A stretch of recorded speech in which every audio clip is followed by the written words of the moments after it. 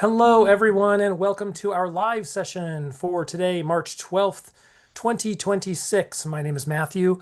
I am one of the course staff, and I work a lot behind the scenes. We want to welcome you to our live session. For those of you who are joining us from our courses, welcome. For those of you who have found us through YouTube or through some other avenue, welcome. We do have online classes. So if you're interested in taking our classes on Coursera, you can check out the link in the chat. I will give you a quick overview of how this works, and then I will let Chris welcome you all, and we'll get started with discussion and questions. Please post your questions in the chat. We will get to your questions basically in the order that they're asked. Please keep them at a beginner level. This is an introductory class, or this is a beginner level session, so we don't have the ability to address really high level technical questions here. Do ask your questions only once. I sometimes move around to give more people a chance to have their question addressed or to cover a variety of topics. Post your question only once. I promise I've seen it. And if we have time to get back to it, we will. If it's not at a beginner level, sometimes I will just have to skip over it and we'll get back to it. Or you'll have to come, ask a different question. So that being said, hit the thumbs up icon and make sure you like and subscribe to our channel to find out about more upcoming live sessions. I think that's it for the business. Chris, why don't you welcome everyone? Okay, welcome everyone. It's to a live session for our online classes or anyone else who happens to find us. I don't have a topic to talk about today, so we'll jump right in. Excellent, thank you very much. So let's see, for our first question today, we will take a question from one of our live participants. Hamid asks, why is the electromagnetic field affected by the curvature of space-time, but the gravitational field isn't? How does gravity escape the gravitational field, but light doesn't? So that's an interesting concept. So we have to keep clear these things. Gravity is the curvature of space-time. So these are not separate things. So Einstein's conception of gravity is that instead of a force acting over a distance, which is Newtonian concept, we have mass and energy bending space and time. So that is the concept of gravity. So you can't talk about gravity separately from space-time itself. They're the same thing in Einstein's view. Electromagnetic radiation is in an interesting state, though, because it obviously interacts with gravity. And when electromagnetic radiation moves in a gravitational field, it suffers a gravitational redshift. In other words, its energy is lowered and its wavelength is made longer by struggling, if you like, against the force of gravity. And a black hole just represents a situation where that struggling is a lost cause and the radiation never escapes.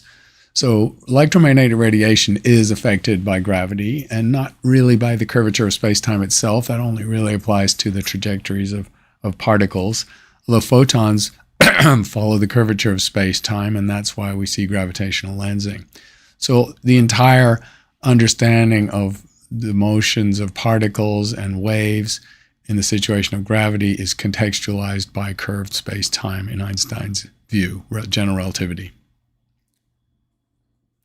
Thank you very much. The next question is from Kevin Miller, who asks, Professor Impey, can you please explain neutron star collisions and what happens to both stars afterwards? And also, what new material would eventually form from such a collision?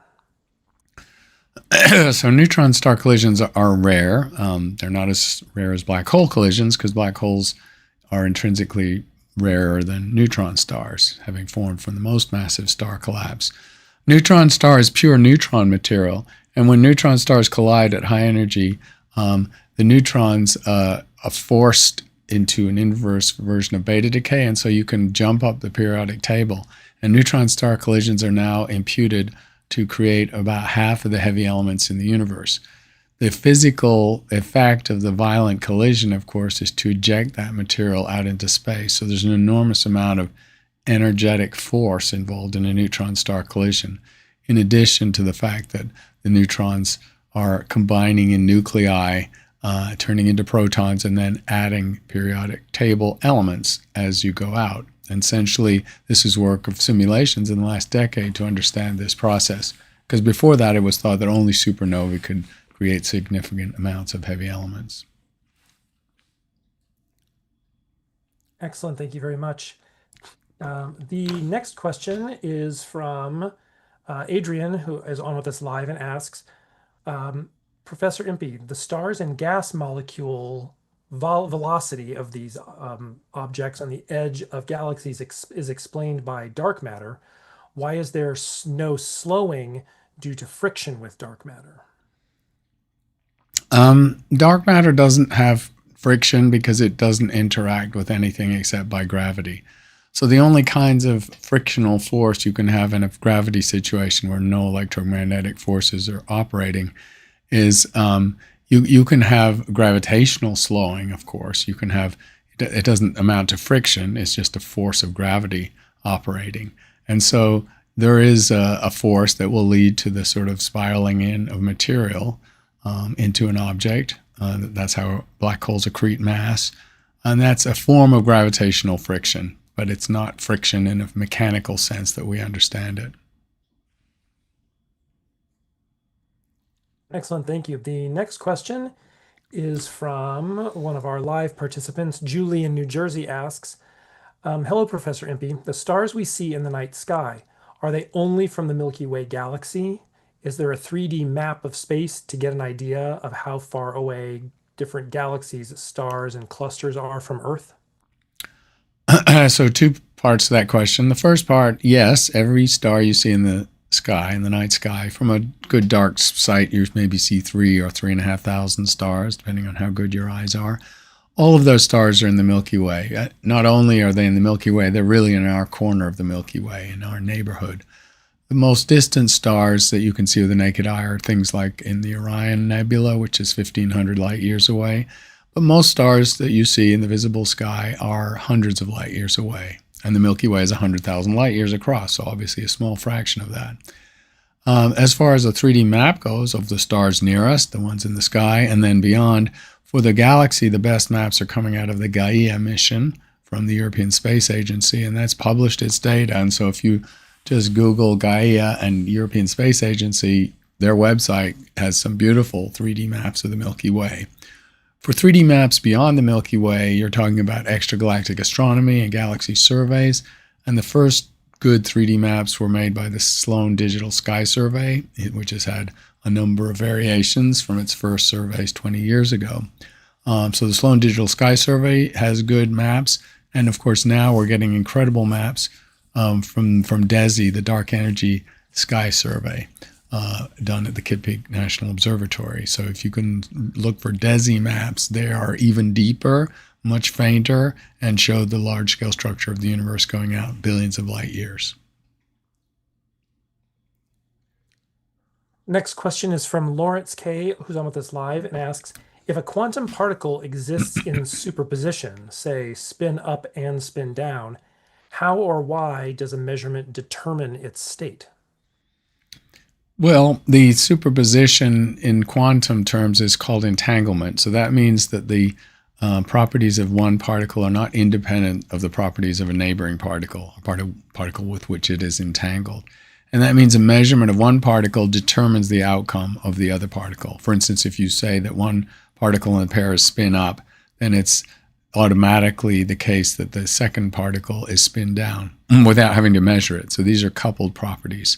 So this is a form of coherence or superposition, if you like, but entanglement's actually the perhaps more appropriate word because the quantum properties are entangled, they're coupled, they're connected between two independent particles. This is not standard classical physics, of course. This is purely a quantum phenomenon. And it implies a measurement issue because if you measure one part of a system, the measurement of the other part of the system is determined by your first measurement. The next question is from EHS, who's on with us live and asks, can you explain what Hawking radiation is? Yes, Hawking radiation is the mechanism proposed by Stephen Hawking in the late 70s, early 80s, whereby black holes are not eternal, whereby they radiate, and they have thermal radiation at a very low temperature, tiny fractions of a Kelvin, maybe a billionth of a Kelvin for a solar mass black hole. And that radiation is obviously carrying away energy and therefore equivalently mass. And so Hawking radiation implies black hole evaporation, the very slow radiation away of mass and energy. Hawking radiation itself, it happens at the event horizon of a black hole. So it's standard in physics and in the vacuum of space that particle-antiparticle pairs come in and out of existence all the time. They come out of existence and then they annihilate and turn back into pure energy. So if that particle pair process occurs near the event horizon of a black hole, there's a finite chance that one member of the pair will enter the black hole, be not allowed to escape, and the other will escape. And since that result came from borrowed energy in the vacuum, the net result is a loss of energy or mass from the black hole. So that, in a succinct form, the details are of more complicated physics, is why a black hole can emit something, even though in principle nothing can escape. The next question is from Almar, who's on with us live. What do we currently understand or know about the origin of comets? And do you think there are still mysteries or unexplained aspects of their formation and behavior that modern astronomy has yet to understand? Comets have been known for so long. They're part of the historical record. Humans have observed comets for centuries or millennia. They're periodic visitors to the inner solar system. But the real understanding of them came about in the 50s and 60s from Jan Oort, a Dutch astronomer who was active in many fields of astronomy and lived into his 90s and was still publishing, I think, over the age of 90. The Oort cloud is named after him, and that's the hypothetical repository of comets when they're not in the inner solar system. It's a large, nearly spherical cloud that surrounds a solar system. We think it's part of a natural process of solar system formation, so we would expect other star systems, and we have many exoplanets that we now know about, to have their own comet clouds formed in the same way, because when the nebulous cloud that forms planets forms, some fraction of the material is left at the periphery and condenses into small rocky and icy objects. And that's what a comet is. It's a 3 to 5, maybe 10 kilometer sized object made mostly of rock and frozen gas. Now it's hypothetical because the comet cloud sits at distances of tens of thousands of astronomical units, so far beyond the outermost planets. And comets that far away, that small, not irradiated by sunlight and emitting gas, you can't see them. They're invisible. So we do not directly observe the Oort cloud. We infer its presence from the very small percentage of visitors to the inner solar system. And that means there is still mystery around comets. We still would like to have more definitive proof that the Oort cloud exists. We'd like to have more definitive evidence of the size of that repository. The crude estimates are that maybe 1 trillion comets in the Oort cloud. That's really a guess, though. It's an estimate that's very crude. So we could get more information about comets if we could diagnose the Oort cloud better. And then just by studying in detail the few comets that come in, the interlopers that enter the inner solar system, we really only studied a handful. And so having more of those visitors, deciding what comets are made of, whether they have organic materials, the ingredients for life, how much frozen water they have, all of that is still in the early days because we've sampled so few. So yes, there are important things still to learn about comets. The next question is from Robert Brady, who sent an email. Is there a limit to the size of a black hole? And he didn't mention whether he means on the large side or the small side. I assume they mean large, but perhaps you can talk about both of those limits. So there is a spectrum of black hole masses. The first black holes detected were dead star black holes, 3 to 10 to 20 solar masses. LIGO is observing black hole mergers where the black holes become even larger, 40 or 50 solar masses. Galaxies have massive black holes in their centers, essentially every one. And so there's a spectrum of black holes. The most massive black holes are, understandably, in the biggest galaxies because there's a correlation between galaxy mass and the central black hole mass. It's a rough correlation, but it applies over 3 orders of magnitude.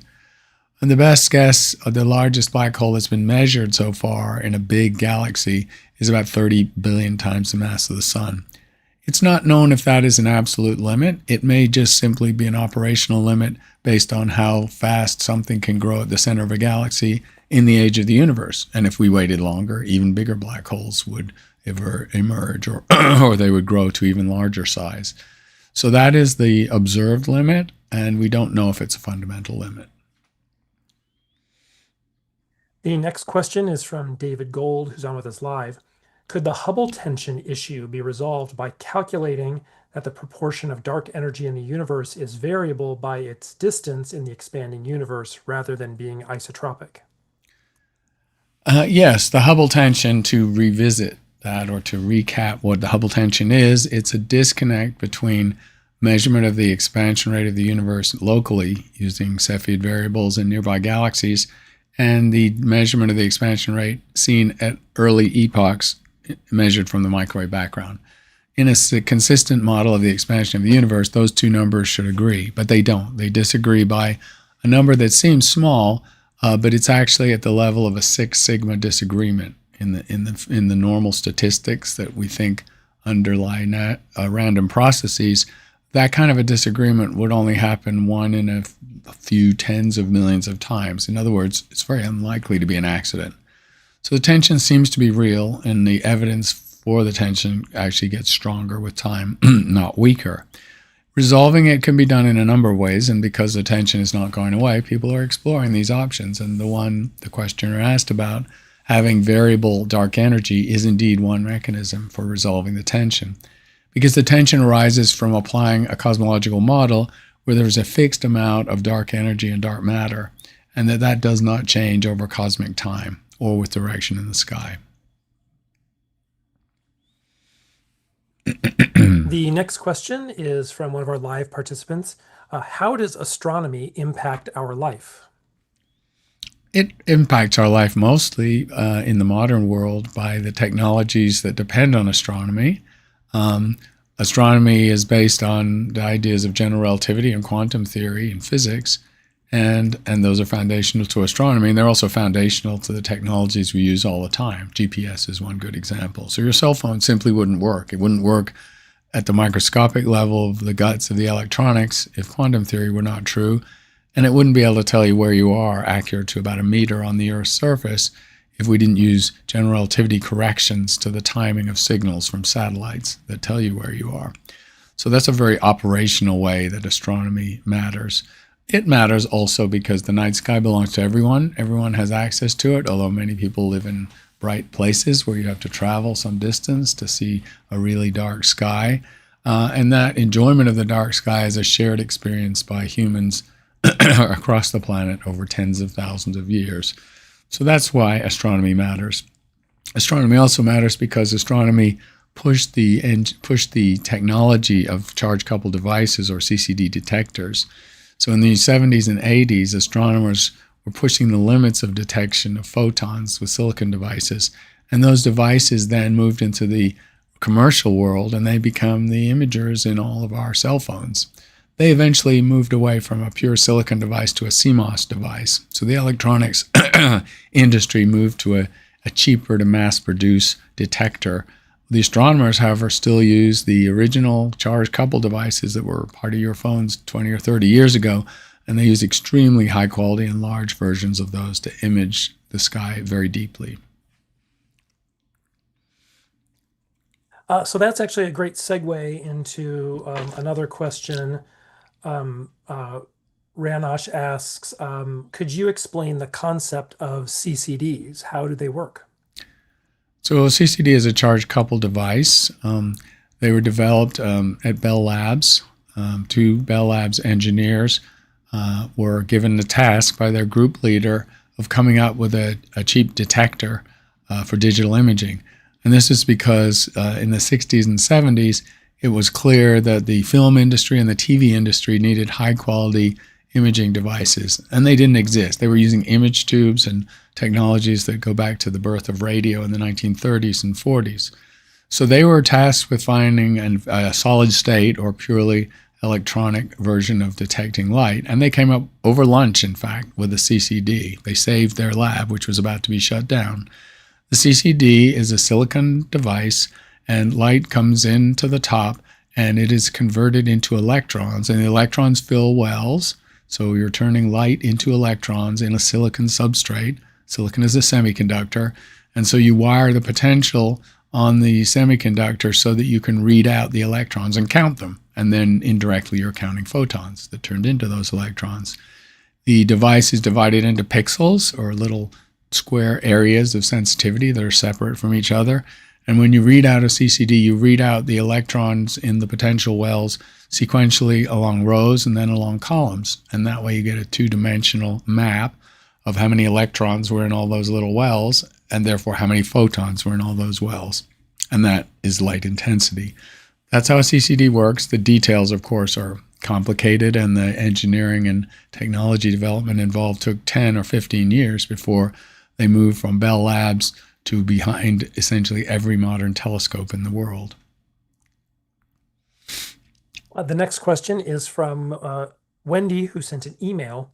What force or event could possibly reverse the expansion of space-time in the future? It doesn't appear that there is anything that can reverse it, because dark energy, in the amount we've measured it, which is 2/3 of the the mass energy content of the universe, is causing an accelerating expansion. And the amount of matter in the universe, including the dark matter, which outweighs the normal stuff by a factor of 5, including that, is not even close to overcoming the cosmic expansion. So given that there's no way there can be more mass or gravity in the universe we see is pretty much going to keep doing what it does now, which is expand at an ever-increasing rate. And so, no, there is no conceivable physics-based mechanism by which the expanding universe could reverse itself and start collapsing. The next question is from Hamid, who's on with us live, who asks, how is the standard cosmological model not able to show galaxies existing 300 million years after formation, or after the beginning? It's an interesting issue that is still debated at the research level. So it is not strictly true that standard cosmological models cannot reproduce the high redshift galaxies that are being found, for example, by James Webb Space Telescope. It is a challenge to the models, however. The challenge is that you don't have much time to grow a big thing. So the universe starts off as smooth, and small perturbations in the mostly uniform distribution of energy and matter gradually create potential wells, and they eventually collapse, and then significant objects can form, the first stars and the first galaxies. But to grow a big galaxy, and a luminous galaxy, takes time because it's happening hierarchically. Small things are merging to form bigger things. And so forming a really massive galaxy in only 300 million years is a challenge. But if you do simulations, they can happen. They're rare, though. So we have to assume that in surveys, we're picking out preferentially very rare objects because they're very bright. So they'll be the easiest things to see at any particular distance or redshift. Given that, it's not, again, a killing idea to cosmology that such galaxies exist. It also may mean that our ideas of how galaxies form and how they merge to become bigger may be a little flawed. So we may actually be modifying our ideas of galaxy formation, but I don't think we're jettisoning our cosmology. The next question is from TK, who's on with us live, and asks, in the most basic terms, what is string theory? String theory is a construct in physics which says that the particles that are part of the standard model, which include protons, neutrons, electrons, are not fundamental. The neutrons and protons we knew from the 1960s and 70s are made of quarks, fractionally charged particles, but they were assumed to be fundamental in the standard model of particle physics, as are muons and neutrinos and all the other particles. String theory says that there is a deeper level of structure, that fundamentally these things that we call particles are actually composed of tiny strings. By tiny, I'm talking about 20 orders of magnitude smaller than the size of a proton. Strings are tiny one-dimensional entities of energy, if you like, pure energy. They oscillate, they interact, they vibrate, And those interactions, vibrations, and oscillations are underlying particle interactions. So every particle, from electrons to quarks and to the other more exotic ones, are fundamentally composed of strings. String theory also hypothesizes, or is only able to function, in the mathematics of higher dimensional space-time, where space-time doesn't have just 3 dimensions of space and 1 of time, the way relativity would tell you, but it may have 8 or 9 dimensions of space-time. The ones we can't see are invisible, they're hidden or compactified on this incredibly small string scale. And the size of the strings and their enormous energy where they were manifested is what makes them so difficult to prove or demonstrate. So string theory is an uncorroborated theory. It simply has no experimental evidence. It's theoretically quite attractive. Mathematicians and theoretical physicists like it, can consider the math of it very beautiful. It has a unifying aspect because it brings together all the disparate particles that have very different properties in our natural world into a unifying framework of strings. But for the moment, it's considered to be an unproven hypothesis. The next question is from Ellensburg, Washington, who's on with us live, and asks, how long would it take to get to the nearest star? With current technology, it would take millennia, many millennia. So our fastest spacecraft go about 100,000 miles an hour. Those are spacecraft that tend to go towards the sun because we use the sun's gravity to accelerate the spacecraft. If we're talking about the objects that have left the solar system, the Voyagers and the Pioneers, they're not moving that fast, and they will take tens of thousands of years to reach the nearest stars.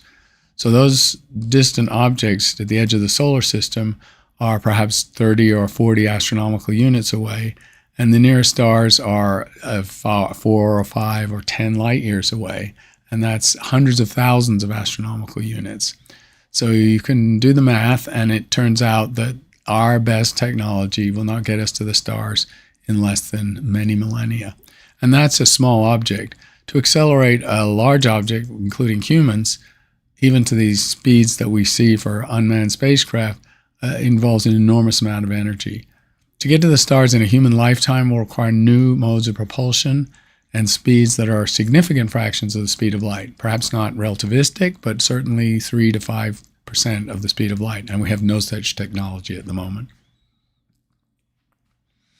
The next question is from Bob, who's on with us live, and asks, can you explain how the Earth's geomagnetic field anomalies can replace perhaps an outdated GPS system, and your thoughts on if this should be moved forward? Not sure of the intent of the question. The GPS system works pretty well. I mean, the GPS system is bolstered by satellites which have to be rejuvenated or replaced. The Earth does have geomagnetic field anomalies, and essentially those are modeled and factored into how GPS works. So GPS is a highly redundant system. That's the key to it. So when you get a positional measurement from GPS, in principle, it only needs 3 satellites overhead at a particular time. But in fact, there are dozens of satellites in the GPS system. And so you're triangulating not among 3, but among many satellites. And that redundancy also immunizes you from anomalies in the Earth's magnetic field or from cosmic rays or sunstorms or whatever it might be. So I think the GPS system is actually very robust, even to geomagnetic anomalies or solar storms or any of these other events, space weather, if you like. The next question is from Khalid, who asks, can you please explain how stars collide? Stars collide very rarely, it turns out. The simple way to realize this is to see that stars are small compared to the space between them. A star like the sun may be 1 million kilometers across, and the nearest star to the sun is 100, roughly in round numbers, 100 trillion miles away. So therefore, stars are millions of times smaller than the space between them. So if you imagine them as, for instance, in a standard-sized living room, you can imagine them as grains of sand, where there are a couple of grains of sand flying around your living room. The odds of them colliding are very, very low. And so random stellar collisions really don't happen very often at all, even over large amounts of cosmic time. So the only way stellar collisions happen are in star clusters, where the stars are bound together by gravity and they're in a much smaller region of space with a higher density of stars. And thereby they can collide sometimes and merge, and that's where we see stellar collisions. The next question is from Penguin, who asks, hi, Professor, what do radio astronomers work on? What is it that they do and study? Radio astronomy is a big and diverse field, and radio astronomers work on many different things. They work on galactic astronomy, so the mapping of the galactic rotation and galactic magnetic fields in the Milky Way was done originally with radio astronomy, and it's still done with radio astronomy. So we map out the galaxy. Radio waves can see through the dust of the Milky Way, so it's a very good mapping tool. So that's one use of radio waves. Radio waves are also useful because there are stars that emit radio emission. They're pulsars. These are neutron stars with hot spots, and they are only detectable at radio waves. And that's in fact how neutron stars were discovered, because pulsars were the subset of neutron stars emitting radio waves seen in 1967 at Jodrell Bank in England.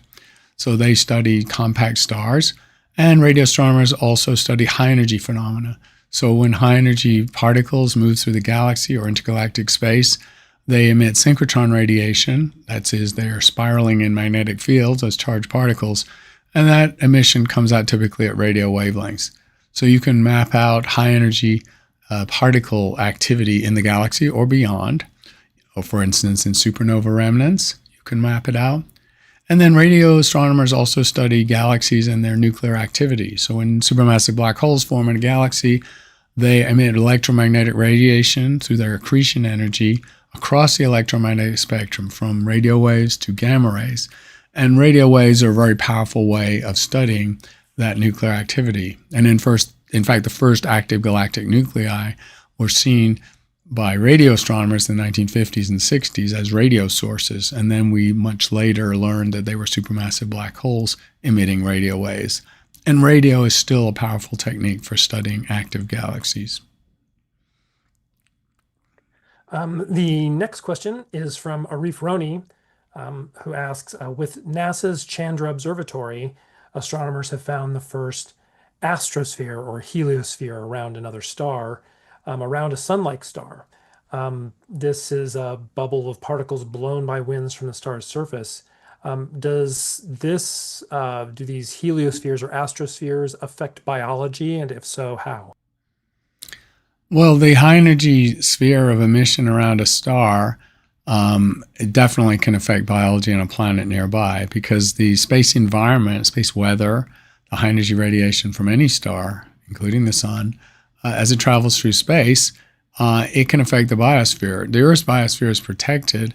We're protected by an ozone layer, in part, from some forms of radiation like ultraviolet and soft X-rays. And then we're protected by the Earth's magnetic field, which deflects very high energy particles that could come from the sun or from a solar heliosphere event.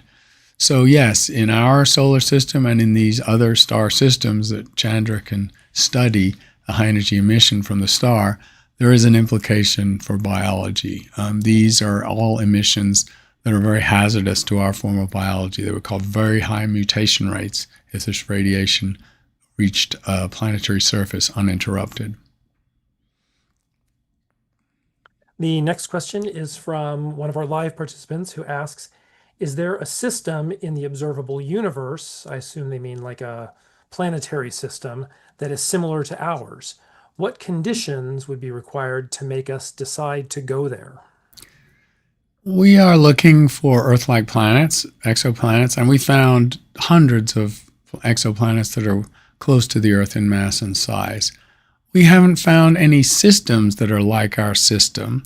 And in fact, our system is a little unusual. Our solar system does not include a super-Earth. And the most abundant type of exoplanet so far is a super-Earth. 1 in 5, 1 in 4 almost, exoplanets are super-Earths. So we know we're not typical in that regard. And the other example that would tell you we're not typical, or at least there are unusual architectures, is the TRAPPIST system. and that has 7 planets, almost as many as our solar system. 4 of them are terrestrial and near the habitable zone of their star. One is exactly in the habitable zone. So there are 4 terrestrial planets potentially habitable, and we really only have 1, and Mars on the edge of habitability. So there is no twin of our solar system that's been found, and that would be surprising anyway. The random aspect of the formation of planets from small particles by accretion processes means that if you do a simulation of this process, you don't get the same system out twice. You get interesting variations. You get a typical number of planets that may be 3 to 5 to 7, so we're not unusual in that regard. But the masses of the planets are all different in each variation in a simulation. So we would not anticipate finding a direct clone of our planetary system. Thank you. The next question is from Kevin Miller. I'm going to just adapt it a little bit. The general question is, how large of a particle can you accelerate in a particle accelerator? So how heavy an atom can you accelerate in a particle accelerator? Could you accelerate something like a cell in a particle accelerator? And what happens if something like those larger objects were to collide together? Would they make new? Right, an interesting question. So typical particle accelerators are just working with electrons and protons, or sometimes protons and antiprotons. So these are, the small typical components of an atom. In a different field of science, because it's used for biomedical research, there are accelerators that are not on the scale of the Large Hadron Collider. They're much smaller. They're linear accelerators typically, and they can accelerate heavy ions. So heavy ion accelerators have existed for actually a long time, since Lawrence Berkeley invented the cyclotron back in the 1940s. So we have ion accelerators, and the most powerful are at Fermilab and also at Stanford. And there's one in Russia that's quite powerful. And these can accelerate the heaviest ions, so the nuclei of the heaviest elements like uranium.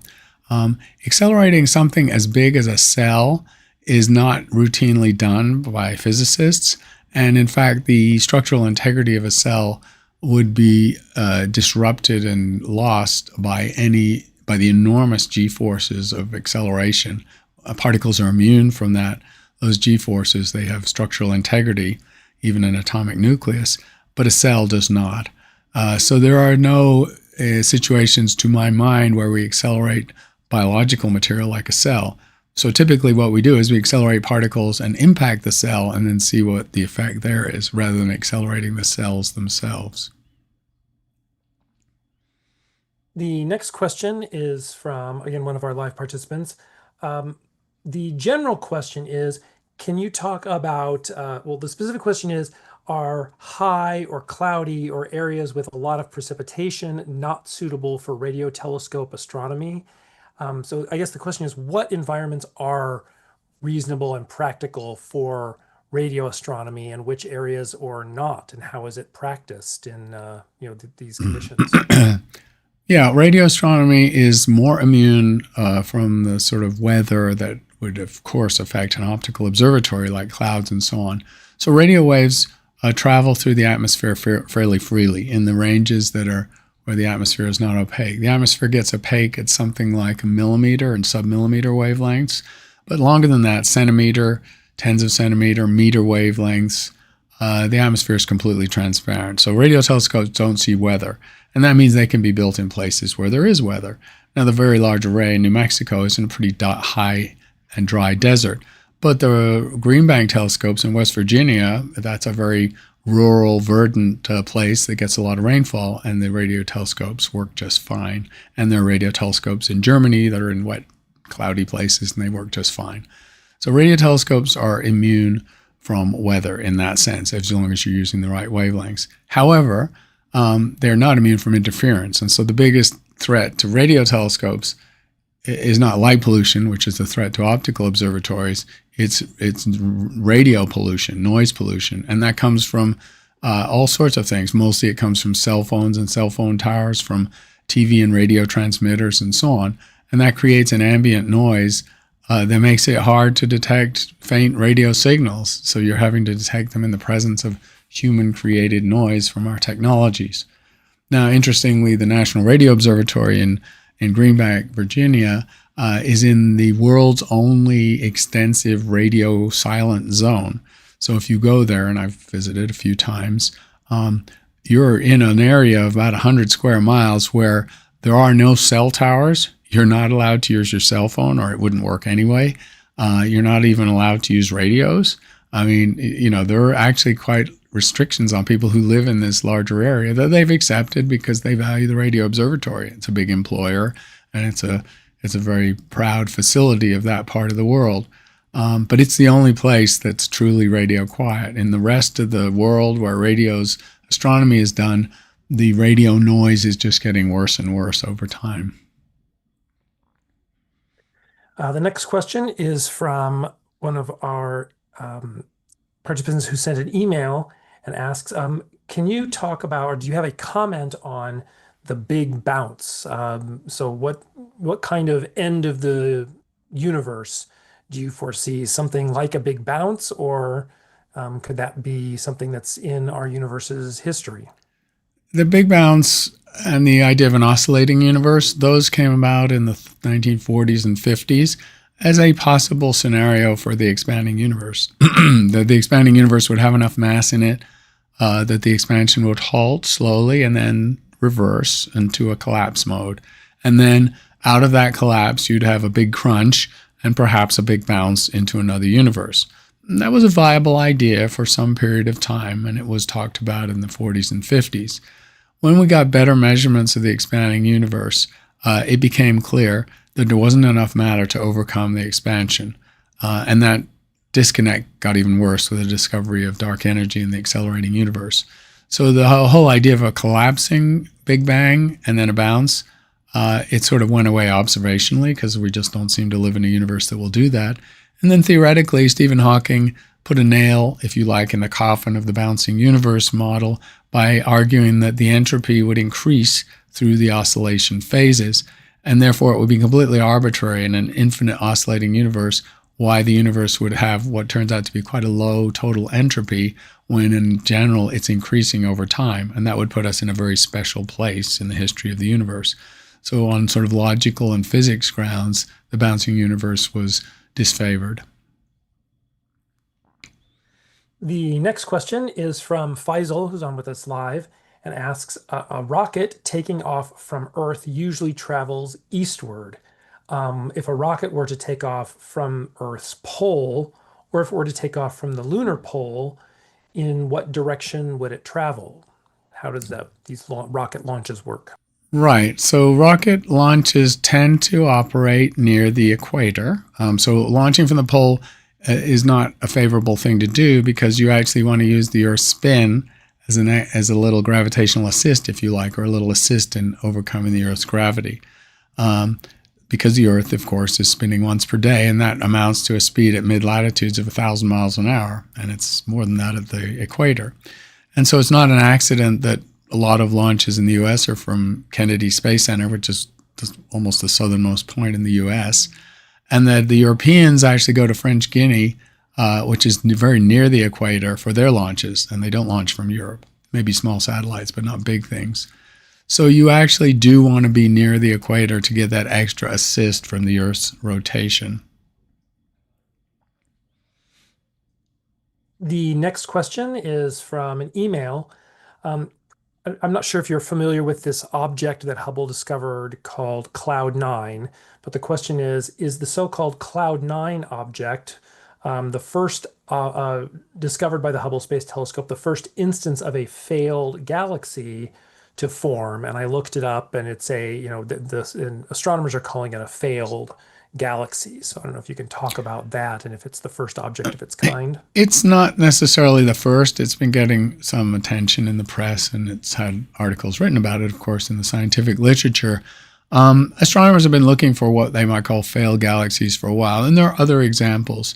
It's a sort of arbitrary concept, what is a failed galaxy? But typically it means there's a gravitational potential there, which is aggregated dark matter, but the normal matter within that well, which is usually 5 or 6 times less mass than the dark matter, has not achieved sufficient density to form stars. So a failed galaxy is basically a galaxy that has dark matter and it probably has gas, but the gas has never collapsed into stars, and so the galaxy does not shine. That's a failed galaxy. Cloud 9 is a good example, is a good candidate for a failed galaxy because it's exceptionally dim and there's hardly any stars in it, but there are actually others that have been found over the last 30 years.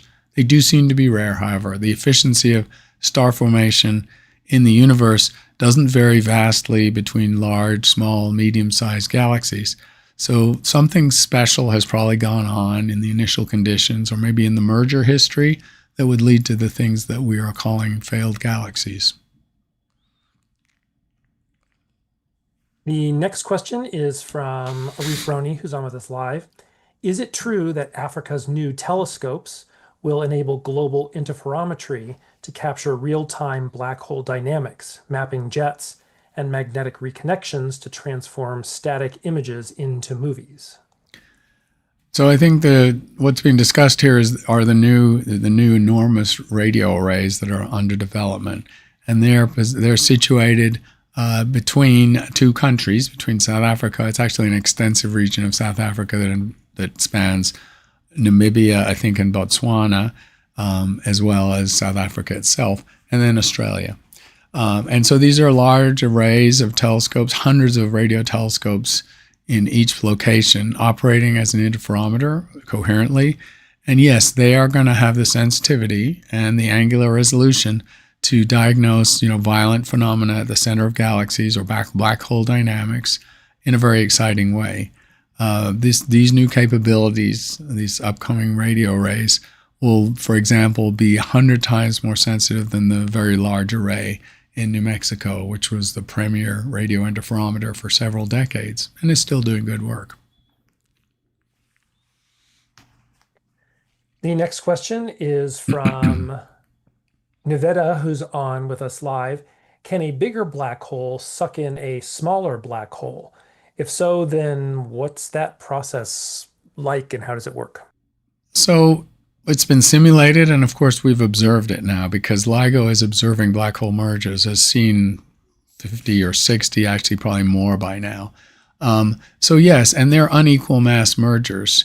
So if two black holes of unequal mass merge, they will spiral in towards each other because they will tend to be in an orbit and have angular momentum. They're not going to fall straight in or be just like a direct collision.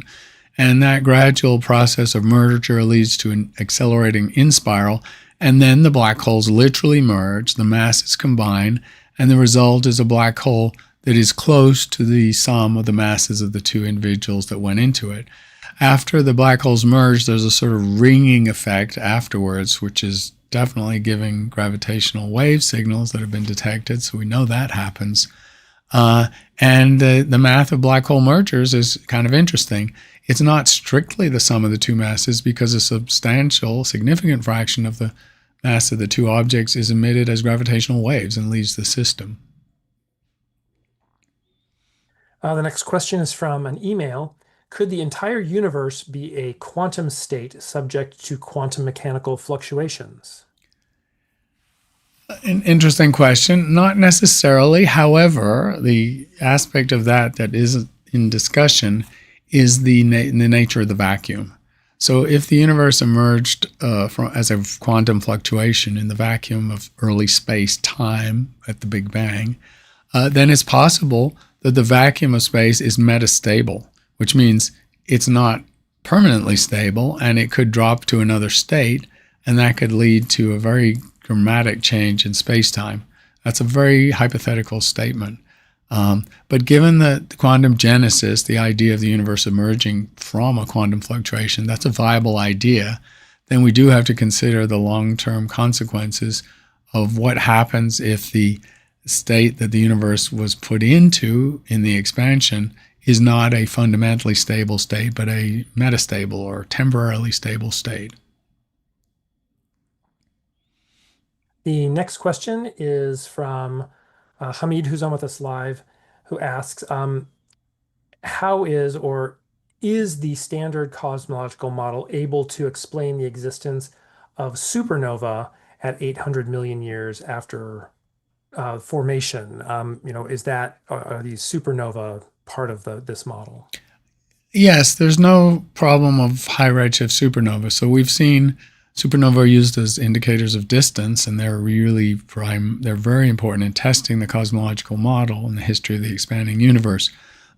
We can see, because they're incredibly bright, a supernova will outshine an entire galaxy for a few weeks or days. We can see individual dying stars, supernovae, as far away as we can see the largest redshift galaxies. There's no problem with seeing a supernova that far away, because a supernova is just a very massive dying star. If it's a type 2 supernova, that's an individual star, not one in a binary system. And forming stars probably happened before galaxies formed. So the first stars in the universe happened quite quickly, and they were also probably quite massive. And so supernovae could exist in the universe way before we've seen them. They might be seen as early as 50 million or 100 million years after the Big Bang. The next question is from We See the Same Moon, who asks, there may be parts of the universe that are beyond our ability to observe or interact with.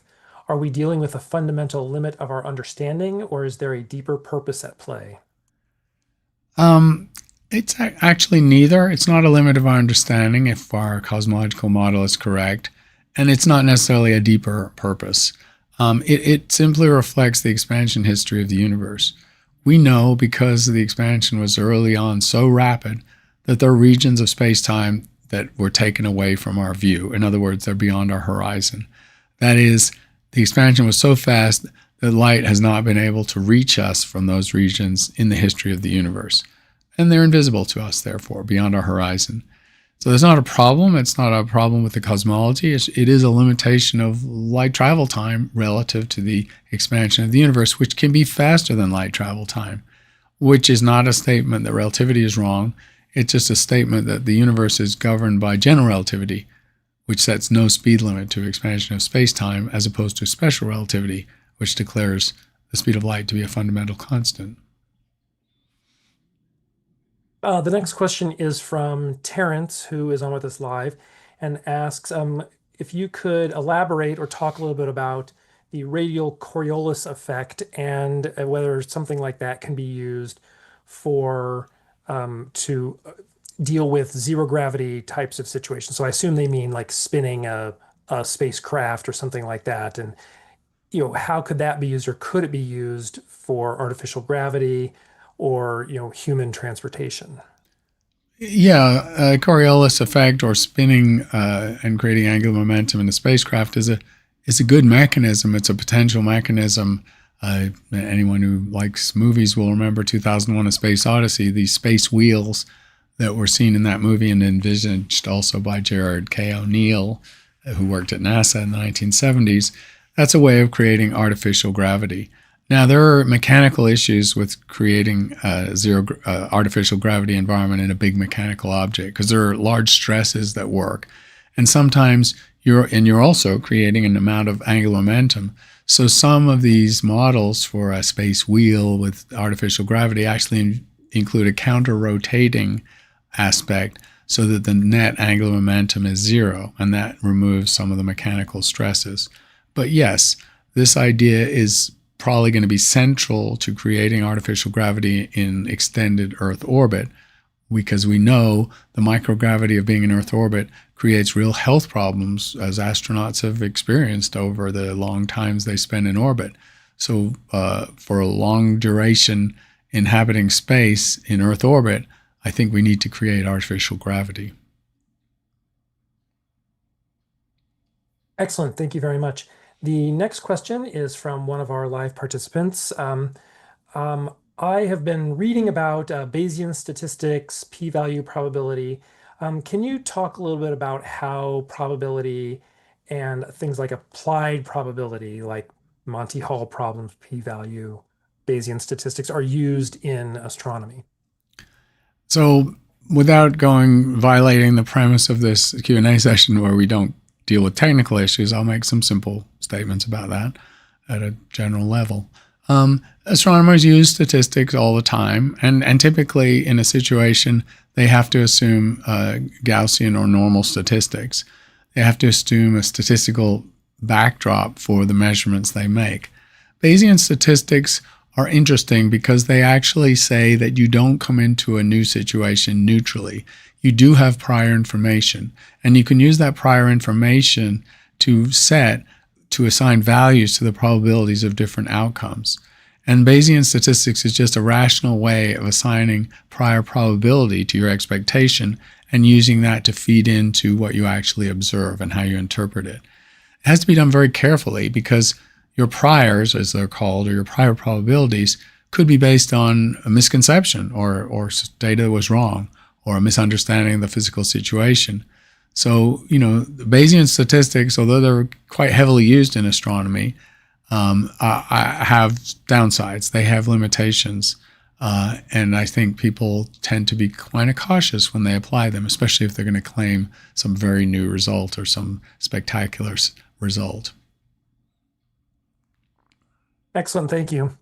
We have time for one final question today, and one of our live participants would like to know if you could talk a little bit about space elevators and whether it's likely in the near future that one could be built, and what the kind of practicality and issues are around that.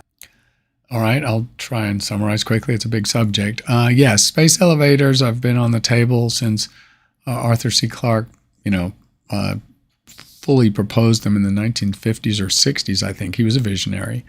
And the engineers have started to work out how it would happen. A space elevator is essentially a cable hung in space where it's suspended against its weight by a centrifugal force of the spinning object it's on. And the requirement, therefore, is that the material you use, the cable, have enough tensile strength to handle that incredible weight, that incredible gravity. We do not have material of sufficient tensile strength, even the best carbon nanotubes that you might read about in the literature, to do that on the Earth. But on the Moon, actually, we do. We have materials that could do a lunar space elevator, and that would get you from a lunar colony and a lunar industrial situation into the zero gravity of interplanetary travel with no energy cost, no rocket fuel required. That's the advantage, because you can put solar-powered lifters on your space elevator and go up and down for free using solar power. On the Earth, though, the energy requirements, the tensile strength is impossible with current materials because 6 times harder gravity. The other issues with space elevators are instabilities, because it's just hanging there in space and it has mechanical instabilities which can oscillate or amplify. It could break itself apart. People who are very practical minded worry that it would be a terrorist target because this has a high value as a capital project. Probably they would cost $10 billion to create. And it's a very obvious place where someone wanting to cause mischief or damage will focus, and protecting it, since it runs all the way up to the sky, way past low Earth orbit, that's a challenge. So space elevators are now, I would say, on the horizon. Having just been on the drawing board and just been conceptual, I would be not surprised if there were a lunar space elevator within 15 to 20 years. Thanks for all the questions. Good as usual, covering a lot of ground. We'll get together, Matthew and I, and figure out the next few sessions because I don't think we have them up yet. Yeah, that's correct. We do not have the dates for those, but I will send those out. If you are not part of our online classes or on our Google group, scroll to the top, click the link and join our email list, and that way you'll hear about upcoming live sessions. Another great way to hear about those is to subscribe to our channel on YouTube. So subscribe to the channel, hit the bell icon, make sure you have it set to receive all notifications, and we will put those on the calendar, and then you'll see those pop up. You could also join or subscribe to our Google Calendar, and those will automatically populate on your calendar app that you're using if you connect to our live session calendar. Make sure you go hit the thumbs up icon, and we will see you all in 2 or 3 weeks. I hope you have a great rest of your weekend, and keep looking up. Take care, everyone.